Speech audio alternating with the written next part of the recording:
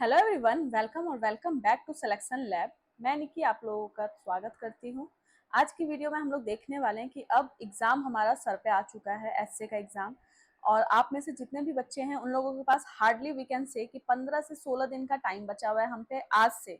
ठीक है, यानी कि 28 सितंबर के बाद आपको आपके एग्जाम्स किसी भी टाइम देखने को मिल सकते हैं। तो 28-29 तारीख के बाद एग्जाम्स आपके कंडक्ट हो सकते हैं। अब ऑब्वियस सी बात है, बच्चे ये सोच रहे हैं कि मैम अब 15 दिन में क्या पढ़ना चाहिए या फिर किस चीज को हम ज्यादा फोकस करें। तो मैं आज की क्लास में आप लोगों को आज की वीडियो में ये बताने वाली हूँ कि हम क्या पढ़ सकते हैं। यहाँ पे आप लोग देख सकते हो, मेरा सिलेक्शन लैब के नाम से चैनल है।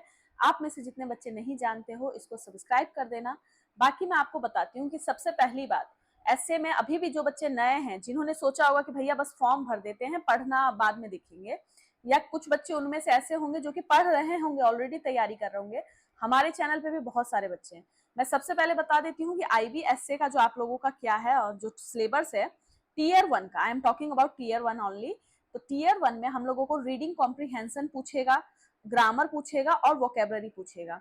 यानी कि रीडिंग कॉम्प्रीहेंशन में हम लोग क्या देख सकते हैं, हमारे पैसेज आ सकते हैं, छोटे पैसेज आएंगे। देखो ऐसे में ये नहीं मान सकते हो आप कि बहुत लंबे लंबे पैसेज आएंगे, अगर आया तो छोटा सा ही पैसेज आएगा बट आएगा। क्लोज टेस्ट का मतलब, क्लोज टेस्ट होता है आपका 5 फिलर्स हो सकते हैं, बट मे भी आपसे 3 या 4 फिलर पूछ ले, बिकॉज पीवाईक्यू हमने देखा है तो पीवाईक्यू में भी आपसे 3 या 4 फिलर्स पूछे गए हैं। पैराजम्बल क्या, पीक्यूआरएस। ठीक है, ये हमारे टॉपिक्स हैं जो कि एग्जाम्स में पूछे जाते हैं। ग्रामर में हम लोग पार्ट्स ऑफ स्पीच, टेंस, ये सब चीजें हम लोग देखे हैं। बट मैम प्रॉब्लम तो ये है कि इतने सारे सिलेबस तो इन लोगों ने बता दिए हैं, इनमें से मोस्ट इंपॉर्टेंट कौन सा टॉपिक हो सकता है जिसको अब लास्ट टाइम पे आप लोगों को रिवीजन करना चाहिए। तो मैंने यहाँ पे क्या कर रखा है, मैंने यहाँ पे एक लिस्ट बना दी है जिसमें आप लोगों को जो सबसे ज्यादा प्रायोरिटी पे रखना है, यानी कि सबसे पहले आप लोगों को ये वाले टॉपिक्स खत्म कर देने हैं। खत्म करने का मतलब एरर डिटेक्शन से आप लोगों को क्वेश्चंस करने हैं। एरर डिटेक्शन से एग्जामिनर का ये फेवरेट टॉपिक है। यहाँ से आपको कुछ नहीं तो 3-4 नंबर के क्वेश्चंस, 3 से 4 पूछे जाते हैं। क्या ये एरर में ही पूछेगा? देखो एरर में पूछ सकता है, या एरर वाले जो रूल्स होते हैं ना, वो रूल्स आपके फिल इन द ब्लैंक्स में भी जा सकता है।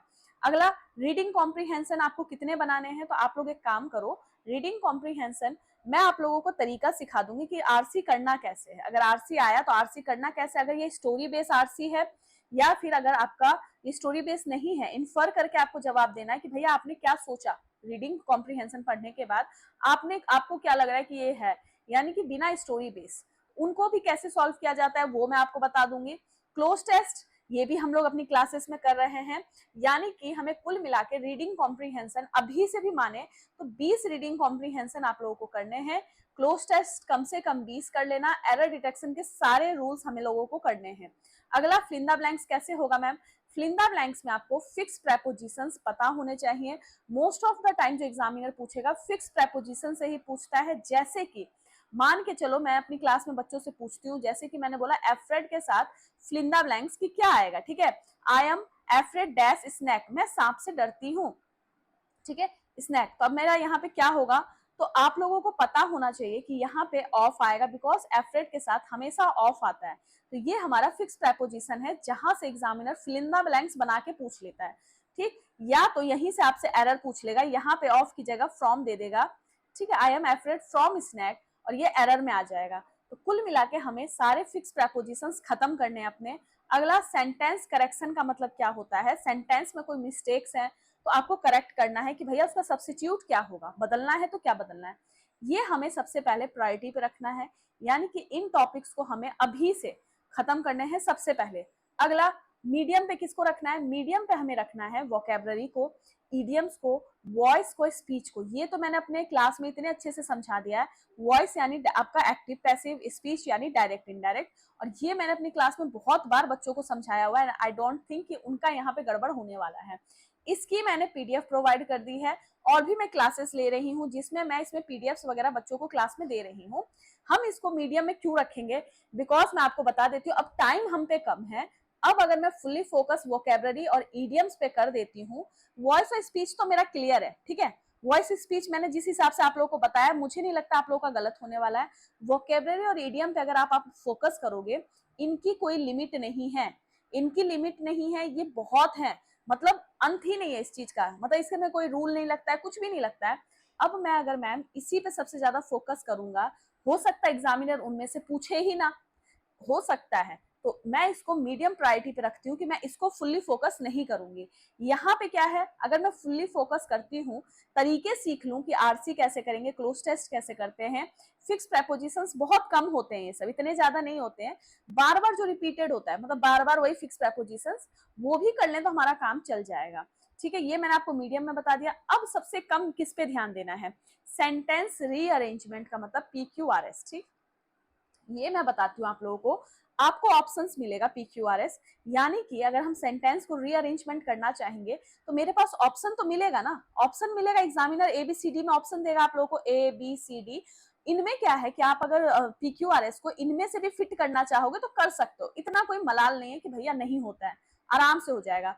स्पेलिंग वालों की भी कोई अंत नहीं है, यानी अगर हम स्पेलिंग वाले को अब से पढ़ना शुरू करेंगे तो कोई अंत तो है नहीं, करते करते करते करते एक टाइम ऐसा आएगा कि आप बोर हो जाओगे कि मैम मैंने पूरा स्पेलिंग कर लिया, वोकेबलरी कर लिया, फिर भी जब मैं नया मॉक टेस्ट देता हूँ तो कुछ अलग ही वर्ड आ जाता है।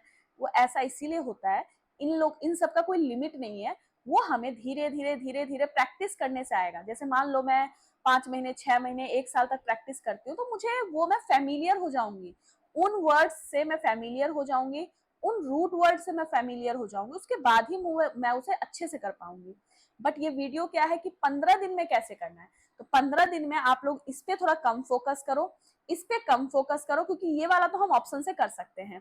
प्रेपोजिशन की क्लास मेरी अभी लगी नहीं है, इसमें मैं आप लोगों को मोस्ट इंपॉर्टेंट प्रेपोजिशंस करवा दूंगी, मोस्टली आपके वहीं से एग्जाम में पूछे जाएंगे। पार्ट्स ऑफ स्पीच आप लोग कितने भी बेकार अगर होंगे पार्ट्स ऑफ स्पीच में, लेकिन अगर वो एक दो क्वेश्चन जो पूछेगा एग्जामिनर कि एडवर्ब बताओ, एडजेक्टिव बताओ, वो आप लोग बता दोगे, क्योंकि मैंने बहुत अच्छे से आप लोगों को बता रखा है पार्ट्स ऑफ स्पीच, जैसे कि वर्ब को क्वालिफाई एडवर्ब करेगा, नाउन को एडजेक्टिव करेगा, जीरेंट किसको बोलते हैं, नाउन किसको बोलते हैं, प्रोनाउन किसको बोलते हैं, प्रेपोजिशंस क्या है, कंजंक्शन क्या है, मैंने अच्छे से बता रखा है। तो क्या अब आप लोगों को इस टॉपिक पे टाइम वेस्ट करने की जरूरत है? जितने मेरे वो स्टूडेंट्स हैं जो क्लास देख रहे हैं मेरे साथ कंटिन्यू चले, मतलब क्लासेस कर रहे हैं, उनको पता है कि मैम पार्ट्स ऑफ स्पीच में हमने इतने प्रैक्टिस कर लिए हैं हम लोग कि अगर एग्जामिनर पूछता है तो हम इजिली इसको कर सकते हैं। अगला article, article A and the होता है, उसके भी मैंने टॉपिक्स अच्छे से करवा रखे हैं आप लोगों को, तो हम अब इस पे फोकस नहीं करेंगे। टेंस, टेंस को घूम फिर के आप लोग आराम से जब सारे क्वेश्चंस बनाओगे, एरर डिटेक्शंस बनाओगे, एरर में भी टेंस का काम आता है। अब फिर से टेंस पढ़ने मत चले जाना कि मैं पढ़ता हूँ, करता हूँ, जाता हूँ, इन सब में क्या लगेगा, ये सब करने मत बैठना। इन टॉपिक्स को आप लोग अब लो या मॉडरेट में रखो कि भाई जब टाइम मिला तो करूंगा, टाइम नहीं मिलेगा तो मैं इसको छोड़ दूंगा। ये मैं आप लोगों को स्ट्रेटेजी बता रही हूँ लास्ट 15 दिन की। अब यहाँ आ जाओ कि हमें करना क्या है।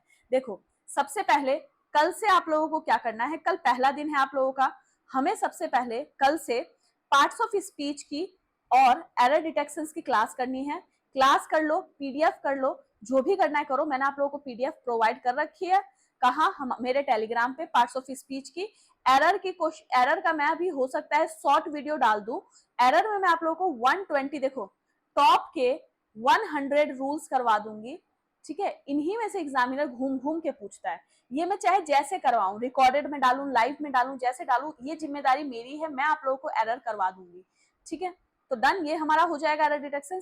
टेंस मैंने करवा रखा है, आर्टिकल मैंने करवा रखा है, प्रेपोजिशंस को मैं 1 से 2 दिन में करवाने वाली हूँ, प्रेपोजिशंस की क्लासेस, तो यहाँ से आप इसकी भी टेंशन फ्री कर लो। अगला एरर डिटेक्शन मैंने बता दिया। फिल इन द ब्लैंक्स हम लोग मॉक टेस्ट में देख रहे हैं, मॉक टेस्ट जो मैं करवाती हूँ आपसे उसमें देख रहे हैं, यानी कि डे 1 में हमें इतनी टॉपिक्स को क्लियर करना है, चाहे वो पीडीएफ से करें, चाहे कहीं से भी करें, वीडियो से करें, मैंने क्लासेस ले रखी है, उन क्लासेस से कर लेना आप लोग। मैंने अच्छे से समझा रखा है, बिल्कुल बेसिक से समझा रखा है कि कैसे क्या करना है, आप लोगों को क्या क्या होता है, पार्ट्स ऑफ स्पीच एक क्या है। अगला जब 2 दिन बीत जाए आप लोगों का, देखो 2 दिन देना है इस टॉपिक्स पे, 2 दिन देना है हमें, 2 दिन में मैं भी प्रेपोजिशन पे पहुंच जाऊंगी, एरर डिटेक्शंस भी करवा दूंगी। अगला अब 3 से 4 दिन क्या करना है, मतलब थर्ड डे और फोर्थ डे में हमें क्या करना है, सब्जेक्ट वर्ब एग्रीमेंट में फोकस करना है। जो मैंने आप लोगों को बताया था कि जैसे सिंगुलर सब्जेक्ट है तो सिंगुलर वर्ब आएगा, कुछ ऐसे सब्जेक्ट्स होते हैं देखने में आप लोगों को कैसे लगेंगे कि भैया वो सिंगुलर है, होते प्लूरल है, कुछ ऐसे हैं जो प्लूरल होते हैं, सिंगुलर दिखते हैं, इनकी ना मैं लिस्ट भी प्रोवाइड करवा दूंगी आपको टेलीग्राम पे। अगला क्या है हम लोगों का, प्रोनाउन क्या होता है, मॉडिफायर क्या होता है, पैरारिज्म क्या होता है, ये सब चीजें क्या होती है ये मैंने आप लोगों को पहले ही बता दिया कि प्रोनाउन क्या होता है, पैरारिज्म क्या होता है। मतलब इससे क्या होता है कि जैसे देखो, मान के चलो सेंटेंस आपका, एक सेंटेंस पास्ट में है, दूसरा प्रेजेंट में शुरू हो गया अचानक से, यानी कि पास्ट और प्रेजेंट, क्या एक साथ पास्ट और प्रेजेंट का यूज कर सकते हो? नहीं भाई, आपको क्या करना पड़ेगा, मेंटेन करो, यहाँ जो टेंस है वही यहाँ पे टेंस करो। डन। एक्टिव पैसिव वॉइस मैंने बहुत अच्छे से बता रखा है, डायरेक्ट इनडायरेक्ट बहुत ही अच्छे से मैंने करवा दिया है। आपको क्या करना है, 2 दिन इन टॉपिक्स को क्लियर करना है। डन। 2 दिन इन टॉपिक्स को क्लियर करो आप लोग, यानी कि हमारा कुल मिला के 4 दिन का काम खत्म हो गया। 4 दिन यहाँ से आप लोगों को अपना पूरा टाइम निकाल देना है। कोई इनमें से टॉपिक्स हो जो कि मैम दोबारा से बता दो या मैम कोई शॉर्ट वीडियो डाल दो, तो वो मेरी जिम्मेदारी है, वो मैं करके आप लोगों को प्रोवाइड करवा दूंगी। अगला हम लोग ठीक 1 से 2 दिन मतलब 4 दिन का मैंने यहाँ पे प्लानिंग बता दिया। 5वें दिन हमें क्या करना है, एक सेकंड रुक जाओ। 5वें दिन हमें अब क्या करना है, 5वें दिन हमें यहाँ पे देख लो आप लोग, एक सेकंड। अच्छा देखो, 5वें दिन हम लोगों को क्या करना है, ये रहा 5वें दिन, comprehensive review and mock drill. मतलब इसका मतलब क्या है, जितनी चीजें आपने 4 दिन पढ़ी है, 4 दिन हमने जितनी भी चीजें पढ़ी है उसको रिवीजन करो। अब उसको रिवीजन करने का टाइम आ गया है। जो मैंने 4 दिन में पढ़ा है, 4 दिन में चाहे मैंने उसको 2 घंटे का टाइम दिया, चाहे 5 घंटे का टाइम दिया, अब उसको रिवीजन करूंगा मैं। बैठ के रिवीजन करना है आप लोगों को 4 दिन की चीजें, यानी 5वां दिन तो हमारा फिक्स हो गया। ठीक है ये। और मॉक ड्रिल का मतलब क्या हुआ, देखो आप लोग अगर टेक्स्ट बुक ले रखे हो या कोई भी ऐप ले रखे हो, टेक्स्ट बुक, ऑलिव बोर्ड, बहुत सारे हैं, गाइडली है, इन सब में से कुछ भी मॉक टेस्ट ले रखे हो, वहां पे आप जाना टॉपिक टेस्ट में। ठीक है, टॉपिक और test, topic test. Topic test में जाने के बाद आप लोग ना पर्टिकुलर उसी टॉपिक से टेस्ट देना, जैसे कि parts of speech, tense, error, जो जो आपने 4 दिन में किया है उन्हीं टॉपिक से टेस्ट देना। और एक बात बता देती हूँ, इन टेस्ट का जो लेवल होगा वो हाई होगा, तो टेंशन मत लेना कि मैम इतना पढ़ने के बाद भी नंबर कम आ रहे हैं, कोई दिक्कत नहीं है। टेस्ट के जो होते हैं ना लेवल, वो थोड़े से हाई ही होते हैं। 5 दिन हमारा कवर हो गया यहाँ से। ठीक है, अब छठे दिन क्या करना है हमें, छठे दिन हम लोगों को सिनोनिम्स करने हैं, एंटोनिम करने हैं, वन वर्ड सब्स्टिट्यूट करने हैं, प्रैक्टिस करना है इन्हीं चीजों का, चाहे वो मुझे वोकैब के एमसीक्यूज मिल जाए, चाहे क्यूजेस मिल जाए, जो भी मिल जाए, जहां भी मिल जाए। जैसे ही मुझे दिखा कि वोकैबुलरी दिख रहा है, जैसे गूगल मैंने किया, गूगल पे मैंने लिखा most repeated practice of vocabulary, जैसे ही वोकैबुलरी की वो जो पीडीएफ खुलेगी, तो हमें क्या करना है, हम जल्दी जल्दी उस प्रैक्टिस को देंगे। प्रैक्टिस देने के बाद देखेंगे भाई कितने नंबर बन रहे हैं मेरे, जितने भी नंबर बन रहे हैं कोई मैटर नहीं करता है नंबर, आपको फैमिलियर होना है, बस आपको फैमिलियर होना है उन वर्ड्स से। प्रैक्टिस कर लिया मैंने एक बार देख लिया कि सही आंसर क्या था, किसका सही आंसर क्या था, वो मैंने कहीं नोट डाउन कर लिया। ठीक है, उसके अलावा मैं synonyms, antonyms, one word substitute की पीडीएफ प्रोवाइड कर दिया है मैंने। इन दोनों का तो मैंने ब्लैक बुक दे रखा है आप लोगों को, ब्लैक बुक से कर रखा है। हम लोगों ने 150-200 वर्ड्स हम लोग लगभग सीख लिए हैं।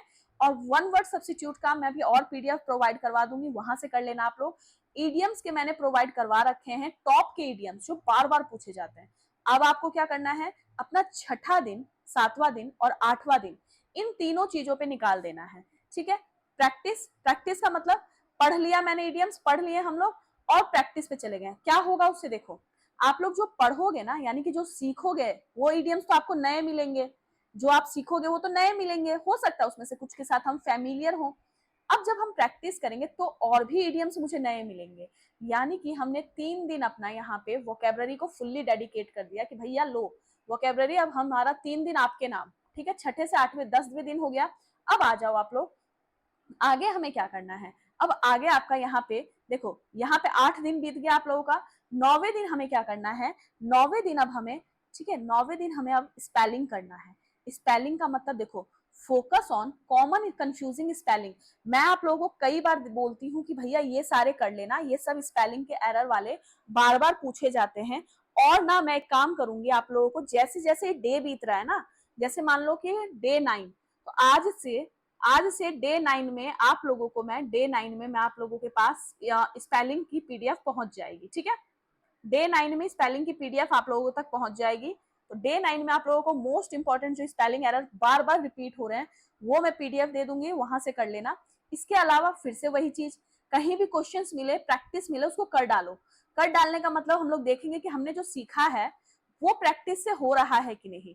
हो सकता है 50% ही सही जाए, हो सकता है 10% ही सही जाए, बट एक बार जब मैं उनको देख लूंगी ना, गो थ्रू कर जाऊंगी, एनालाइज कर लूंगी कि भैया मैंने जो प्रैक्टिस में किया है स्पेलिंग वाला वो सही है कि नहीं है, तो मुझे वो वर्ड्स जो होंगे मैं उनसे फिर से फैमिलियर हो जाऊंगी कि अच्छा अच्छा यहाँ पे ये स्पेलिंग की दिक्कत थी। तो डन, आप लोगों को 9वें दिन ये करना है। 10वें दिन क्या करना है, अभी तक मैंने जितनी भी चीजें पढ़ी है, जो भी चीजें मैंने की है, कॉम्प्रिहेंसिवली वोकेबलरी रिवीजन करना है। 50 क्वेश्चंस मॉक वोकेबलरी टेस्ट देना है। मतलब कुल मिला के हमें 10वें दिन यानी हर 5वें दिन हमें क्या करना है, हर 5वें दिन हमें वो चीजें याद करनी है जो मैंने 4 दिन में किया था। समझ रहे हो, 1 से 4 दिन आपने जो काम किया वो 5वें दिन आप लोगों ने एनालाइज किया और सारा रिवीजन किया। उसके बाद छठे, 7वें, 8वें, 9वें दिन, इन चारों दिन में आप लोगों ने जो किया वो चारों के चारों 10वें दिन जाके आप लोगों को क्या करना है, प्रैक्टिस करना है, रिवीजन करना है जल्दी जल्दी कि मैंने स्पेलिंग पढ़ा था, ये स्पेलिंग इडियम पढ़ा था, ये इडियम, इस तरीके से आप लोग को 10वें दिन करना है। अब हम पहुंच जाएंगे अपने तीसरे फेज में। तीसरा फेज का मतलब अब हम ऑलमोस्ट अपने एग्जाम के करीब पहुंच जाएंगे। हो सकता है हमारा एडमिट कार्ड भी आ चुका हो, यानी कि आज कितनी तारीख है, आज 14 तारीख है, 10 दिन बाद यानी 24 तारीख हो जाएगी, और हम लोग कह रहे हैं आपको 28 के बाद पेपर है। तो किसी भी टाइम यानी कि 24 तारीख तक जब हम लोग इतना कुछ कर बैठेंगे, हमारा एडमिट कार्ड ऑलमोस्ट आने वाला रहेगा। तब मेरे सर पे क्या आ जाएगा, मैं तब क्या करूंगी, मैं रीडिंग कॉम्प्रीहेंशन पढ़ने वाली हूँ।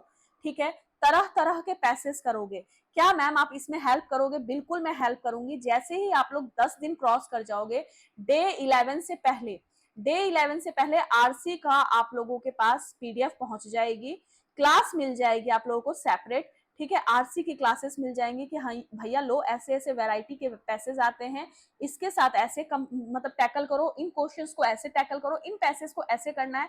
देखो, कुछ पैसेज होते हैं जिसको पूरा पढ़ा जाता है, कुछ होता है जिसको पढ़ा नहीं जाता है, सिर्फ क्वेश्चंस पे जंप किया जाता है। कुछ ऐसे होते हैं जिसको स्कीमिंग किया जाता है। स्कीमिंग का मतलब मोटे मोटे अक्षर, जैसे कि मास्टर, क्लोज टेस्ट, सारा नहीं पढ़ना होता है, 50% ही उसमें से पढ़ना होता है। ये कैसे आप लोग समझोगे, प्रैक्टिस से समझोगे, तो I will help you in that. अगला अगला हमें क्या करना है, क्लोज टेस्ट। ठीक है, क्लोज टेस्ट हमें करना है। क्लोज टेस्ट आप लोग कर लो, 4-5 वर्ड्स के क्लोज टेस्ट होंगे, वो कर लेना। बट आपके एग्जाम में ना 3-4 वर्ड्स के ही आएंगे, मतलब 3-4 ही फिलर आएंगे, मान के चलो। यानी क्लोज टेस्ट एक थोड़ी सी लंबी होती है, बट इसमें 1 2 3 फिलर काफी है, या 4 फिलर आएगा आपके में ज्यादा से ज्यादा, बट वो हम क्लोज टेस्ट में ही कंसीडर करते हैं। हमें अब क्या करना है, प्रैक्टिस करना है पैराजम्बल का भर भर के। और मैं बता देती हूँ, मैं अपनी क्लास पे क्या करूंगी, जो मेरी वीडियो सेक्शन है, वीडियो सेक्शन में मैं, हो सकता है आप लोगों को 100 जो रूल्स है वो वीडियो सेक्शंस पे दे दूं, चाहे वो परीक्षा गुरुकुल पे, चाहे सिलेक्शन लैब पे, जितने भी 100 रूल्स है वो मैं आप लोगों को वीडियो सेक्शन में प्रोवाइड करवा दूंगी। अब हमारा काम क्या है, टाइम आ गया अब आप लोगों को मॉक टेस्ट देने का। ठीक है, अब हमें फुल मॉक टेस्ट देना है। फुल मॉक टेस्ट किस चीज का, इंग्लिश का। इंग्लिश का फुल मॉक टेस्ट देना अब आप लोग 10वें दिन, मतलब आज से 10 दिन बाद बिल्कुल डेडिकेशन के साथ अब आप लोगों को क्या करना है, मॉक टेस्ट देना है। मॉक टेस्ट में देखो कि भैया 20 में से मेरे कितने नंबर आ रहे हैं। अगर 20 में से आप लोग 12 13 14 भी ला रहे हो, यानी 20 में से आप लोगों के 12 प्लस आ रहे हैं, तो दैट्स मीन कि आप बिल्कुल सही रास्ते पे हैं। आपका एग्जाम क्रैक होने से कोई नहीं रोक सकता है। कारण क्या है, टेक्स्ट बुक या ऑली बोर्ड या गाइडली, जितने भी टेक्स्ट बुक्स के मतलब वो जो ऐप होते हैं, वो सब अपना जो मॉक टेस्ट बनाएंगे वो थोड़ा सा लेवल हाई बनाएंगे, बट एग्जाम में वो लेवल थोड़ा उतना हाई फाई नहीं होगा। तो आप लोग देखना, जरूर अंतर पड़ेगा अगर आप लोग ये सारी स्ट्रेटेजी फॉलो करोगे। यानी कि हमें लास्ट के डेज पे जितने भी दिन बचेंगे, अब चाहे एग्जाम 4 अक्टूबर को हो, चाहे 2 अक्टूबर को हो, चाहे 1 अक्टूबर को हो, हमने अपना कम से कम 80% चीजें कवर कर ली है। 80% चीजें अगर मैंने इसी तरीके से इसी रूटीन में कवर करूंगा तो मेरा कवर हो गया। अब मुझे सिर्फ फोकस करना है अपने मॉक टेस्ट पे, fully focus on my revision, मतलब फुल्ली फोकस रिवीजन पे, क्लासेस पे करना है। अब देखो यहाँ पे आपको 2 घंटे का टाइम देना है अपने थ्योरी सेक्शन पे। थ्योरी सेक्शन का मतलब, देखो मुझे भी पता है आप लोगों के पास एक ही सब्जेक्ट तो है नहीं कि मैम बस इंग्लिश इंग्लिश इंग्लिश पढ़ें, बिल्कुल भी नहीं पढ़ोगे इंग्लिश। सब सब्जेक्ट को टाइम देना है, जीके जीएस को, मैथ को, सबको टाइम देना है। तो हमें क्या करना है, 2 घंटे अपने जो भी नोट्स बनाओगे आप लोग कि मैंने हाथ से नोट्स बनाए हैं मैम, वो, या मैं जो पीडीएफ प्रोवाइड करूंगी वो, 2 घंटे प्रॉपरली आपको थ्योरी पढ़ना है। थ्योरी का मतलब, जैसे कि मान के चलो आइदर है तो और है, आइदर है तो सब्जेक्ट 1 है, आइदर है तो सब्जेक्ट 2 है। वर्ब किसके अकॉर्डिंग आएगा, वर्ब सब्जेक्ट 2 के अकॉर्डिंग आएगा। अगला आइदर है तो ऑफ आ सकता है, ऑफ के बाद सब्जेक्ट क्या आएगा, ऑफ के बाद सब्जेक्ट प्लूरल आएगा, फिर वर्ब क्या आएगी, वर्ब सिंगुलर आएगी। ये सारे मेरे रूल्स हैं, एक रूल, दो रूल, ऐसे ये सारे रूल्स आप लोगों को याद होने चाहिए, ठीक है। अगला मॉक टेस्ट, अब हमें सिर्फ और सिर्फ मॉक टेस्ट पे फोकस करना है नेक्स्ट टाइम। अब जब मैंने सब कुछ कर लिया, जैसे किया मैंने मैनेज, वो हमारे ऊपर है कि हम आधे घंटे का टाइम निकाल रहे हैं, फिर मैं ब्रेक ले रहा हूँ, फिर आधे घंटे पढ़ रहा हूँ, वो आपके ऊपर है कुल। क्योंकि देखो सबका अपना अपना टाइम होता है, कुछ लोग रात को लेट तक जग के पढ़ेंगे, कुछ मॉर्निंग में पढ़ेंगे। वो टाइम आप लोगों को कैसे निकालना है वो आप जानो, बट ये मैंने आपको प्लानिंग बता दी है। 1 घंटे अब हम लोगों को मॉक पे निकालना है, 30 मिनट रिविजन करना है आप लोगों को कि मैंने क्या मिस्टेक किया। ये रिविजन कहाँ से निकालेंगे, जब आप लोग एमसीक्यूज दोगे, सॉरी मॉक टेस्ट दोगे, एमसीक्यूज करोगे, क्विज करोगे, तो मिस्टेक तो निकलेगी ना आप लोगों की। उस मिस्टेक को लास्ट टाइम पे आप लोग एक नोटबुक बनाना, ठीक है। लास्ट टाइम पे, बिल्कुल लास्ट टाइम पे आप लोग नोटबुक बना लेना। उस नोटबुक में क्या करना है, हमें सिर्फ लिखना है कि हमने क्या गलती की, आज मेरी गलती क्या थी, मॉक टेस्ट में मैंने कहाँ पे मिस्टेक किया। एंड टाइम पे आपको ये नोट्स बनाना है और इस नोट्स में आपको सिर्फ 30 मिनट देके वो मिस्टेक्स को, लिस्ट को आपको रिवीजन करना है। ट्रस्ट मी गाइस, क्या होगा, सुनो मेरी बात, जो चीज मुझे पहले से आती थी वो आपके दिमाग में ऑलरेडी रहेगी, जो चीज आपने नया सीख लिया है वो भी, उसमें से भी आप लोगों के दिमाग में 50% फिट हो जाएगा। 50% दिमाग से निकलेगा, जरूर निकलेगा, लिख के लो, 50% दिमाग से निकलेगा। कंफ्यूज नहीं होना है, निकल जाए कोई बात नहीं।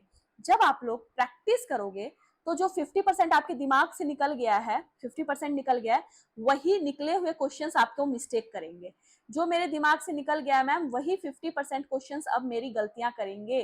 फिर क्या होगा, जब मैम एमसीक्यू क्यूज प्रैक्टिस करने के बाद 50% की जो मेरी गलतियां हैं, उन गलतियों को जब मैं लिखूंगा और उन गलतियों को जब मैं रिवीजन करूंगा, तो क्या मुझे ये 50% में से 20% भी मेरी गलतियां ठीक नहीं हो जाएगी। आप लोग बताना मुझे कि जो 50% की गलती आप लोग कर रहे हो, अगर उसको आप लोग मिस्टेक लिस्ट में लिख दोगे, तो क्या आपको एग्जाम में 20% भी याद नहीं आएगा, कुछ भी याद नहीं आएगा, तब तो कोई बात ही नहीं, बट आपको 20% जरूर याद आएगा। यानी हमने कितने परसेंट की प्रैक्टिस कर ली, 70% हमने अपना पेपर तैयार कर लिया। 70% का मतलब कितना हुआ, 70% का मैम अगर 20 नंबर का पेपर है तो 14 नंबर की तैयारी मैंने कर ली यहाँ से। अब मेरी बात सुन लो, 14 नंबर नहीं, आप लोग आराम से 15 प्लस लाओगे। कैसे लाएंगे, जब आप लोग पेपर देखोगे तो आप लोग समझोगे कि मैम ये तो मॉक टेस्ट से इजी था, ये तो टेक्स्ट बुक से इजी था, ये तो ऑलिव बोर्ड से इजी था। यानी कि कुल मिला के इंग्लिश में आप लोगों को 15 प्लस आराम से आएंगे। 5 क्वेश्चन छोड़ देना, ठीक है। तो ये मेरी स्ट्रेटेजी है, एंड अगर आप लोग इन स्ट्रेटेजी को फॉलो करना चाहते हो कि मैम पीडीएफ वगैरह प्रोवाइड करवा देना, हम फॉलो करेंगे। आप में से कुछ ही बच्चे होंगे जो सिंसियर होकर तैयारी करेंगे, कुछ बच्चे ऐसे होंगे जो कि मजे मजे में जाके पेपर दे के आएंगे। बट जिसको सिलेक्शन चाहिए, जिसको टीयर 1 क्लियर करके टीयर 2 और इंटरव्यू तक जाना है, वो सब क्या करोगे, सीरियस होकर पढ़ाई करना। ये मैंने आपको इंग्लिश का रूटीन दे दिया है। और जितने बच्चे ओवर कॉन्फिडेंट हो रहे हो ना कि भैया मेरी इंग्लिश तो आसान है, मैं कर लूंगा, एक बार पेपर में बैठना, जब रूल्स आप लोगों को याद नहीं आएंगे तब समझ आएगा। रिवीजन हर सब्जेक्ट के लिए आप लोगों को करना पड़ेगा, टाइम हर सब्जेक्ट को प्रॉपर देना पड़ेगा।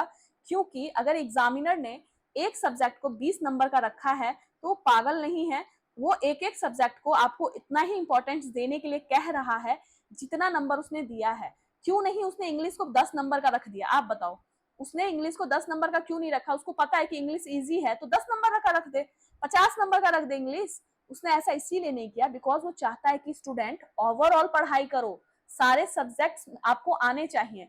तो अगर आप लोगों को पीडीएफ चाहिए कि मैम आप ये इसी हिसाब से डे 1 डे 2 का पीडीएफ प्रैक्टिस क्वेश्चंस वगैरह प्रोवाइड करवा देना, उसके अलावा हम गूगल वगैरह से भी ले लेंगे, मतलब इधर उधर से भी मिल जाएगा, आप भी थोड़े से प्रोवाइड करवा दोगे तो हेल्प हो जाएगा। तो टेलीग्राम को आप लोग ज्वाइन कर देना, इंग्लिश बाय निक्की 07 के नाम से आप लोग ज्वाइन कर लेना। यहाँ पे ज्वाइन करोगे तो मेरे टेलीग्राम पे आप लोग पहुंच जाओगे, ठीक है। ये देखो ऐसे करके आप टेलीग्राम पे पहुंच जाओगे यहाँ पे मेरे।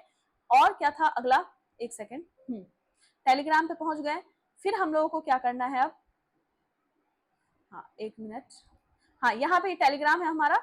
अब ये हो गया, अब मैं बता देती हूँ टेलीग्राम पे हमें क्या करना है। यहाँ पे पीडीएफ सेक्शन में जाना, वहां पे जाने के बाद फाइल में जाओगे तो यहाँ पे देखो यहाँ पे आपको ये सारे प्रैक्टिस के क्वेश्चंस मिले हैं, पार्ट्स ऑफ स्पीच के प्रैक्टिस, ये है प्रैक्टिस क्वेश्चंस, ये है कंडीशनल सेंटेंस, ये आपके जीके जीएस के हैं, यहाँ मॉक टेस्ट, यहाँ मॉक टेस्ट, इस सारी पीडीएफ ऐसे ही आपको मिल जाएगी। और ये मैंने सिलेक्शन लैब पे अपने चैनल पे ये सारी क्लासेस करवा रखी है, इंग्लिश के मॉक टेस्ट वगैरह, वोकेबलरी देखो हमारी वोकेबलरी हो रही है, सारे क्वेश्चंस हो रहे हैं, मॉक टेस्ट लगातार हो रही है। तो आप लोगों में से जितने बच्चे मिस किए हो सब कुछ देख लेना। एक मेरा चैनल और है परीक्षा गुरुकुल के नाम से, जहां पे मैं आप लोगों को कॉन्सेप्ट्स करवा रही हूँ। कॉन्सेप्ट का मतलब मुझे मैम पता ही नहीं है कि कंजंक्शन है क्या, ठीक है, पंचुएशन मार्क्स हैं क्या, और ये वाला जो पंचुएशन मार्क है इस वीडियो को देख के जाना, इससे भी क्वेश्चंस आएंगे आप लोगों के। ये मैंने ऑलरेडी कवर करवा दिया है, पंचुएशन मार्क्स का एक वीडियो काफी है, इसकी एक वीडियो काफी है। तो आपको इसके लिए अलग से प्रैक्टिस करने की कोई जरूरत नहीं है, इसीलिए मैंने आपको रूटीन में ये वाला नहीं डाला है, बिकॉज हमारी एक वीडियो काफी है, ये वाली वीडियो काफी है आप लोगों के लिए, और क्वेश्चंस मैं प्रैक्टिस करवा दूंगी। दूसरा, हमारा सिलेक्शन लैब पे आप लोग वीडियो देख रहे हो, परीक्षा गुरुकुल को सब्सक्राइब कर लेना। एक जीएस अकेडमी के नाम से हमारा और चैनल है, जहां पे हम जीके जीएस करवाते हैं। रवि सर आपको जीके जीएस करवा रहे हैं। अभी सारे के सारे जीके जीएस की जितनी भी क्लासेस हैं आईबी सिक्योरिटी के में आपके देखो सारे सर ने करवा रखे हैं, ज्योग्राफी का, हिस्ट्री का, या जो भी होंगे, बायोलॉजी का, मतलब साइंस वगैरह सब कुछ आपको यहाँ मिलेगा, ठीक है। तो यहाँ से आप लोग पढ़ सकते हो। सर ने भी आपको अपनी स्ट्रेटेजी बता रखी थी, तो आप ये भी देख सकते हो। कुल मिला के आपको सारी क्लासेस मिल जाएगी हमारे चैनल पे, सब कुछ मिल जाएगा। और उम्मीद करती हूँ कि आप लोगों को ये बातें समझ आ रही होगी कि मैम तैयारी तो कर ही रहे हैं, अब मैंने आपको एक तरीका बता दिया। देखो, तैयारी करने में और तरीके से तैयारी करने में अंतर है। मैंने आपको एक तरीका बताया कि भाई इस तरीके से तैयारी करना, तो जरूर फर्क पड़ेगा। तो आज की वीडियो में इतना ही, फिर हम लोग मिलेंगे, क्लास में मिलेंगे, या मुझे कोई और अपडेट मिलता है तो मैं आप लोगों के साथ शेयर जरूर करूंगी। ये मेरी 15 दिन की स्ट्रेटेजी थी। अगर मैं आप लोगों की जगह होती तो मैं 15 दिन कैसे पढ़ाई करती। बाकी आप लोग सिलेक्शन लैब के लिए यहाँ पे ऑफिशियली ज्वाइन कर सकते हो। उम्मीद करती हूँ आप लोगों को मेरी स्ट्रेटेजी पसंद आई हो और आप लोग जरूर फॉलो करोगे। अगर चाहिए कि मैम पीडीएफ वगैरह या आपसे कनेक्ट होना चाहिए या फिर क्लासेस देखनी है मुझे, तो चैनल्स को सब्सक्राइब जरूर कर देना। मिलते हैं फिर किसी और वीडियो में।